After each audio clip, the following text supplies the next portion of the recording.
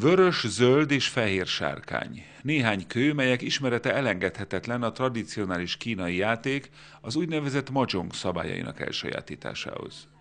A szerdán megrendezett Mahjong est a Konfuciusz Intézet egy most induló programsorozata. A mahjongnak az alapötlete az volt, hogy igyekszünk valamilyen olyan játékos formában közvetíteni a kínai kultúrát az emberek felé, az érdeklődők felé, hogy az emberek ugye szeretnek játszani.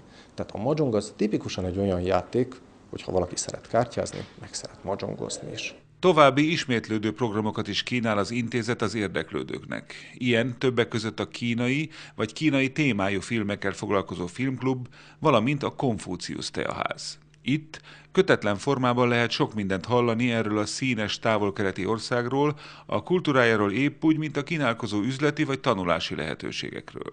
Az intézet kínai igazgatója szerint ezek a programok minden évben egyfajta előfutárai a kínai új évnek.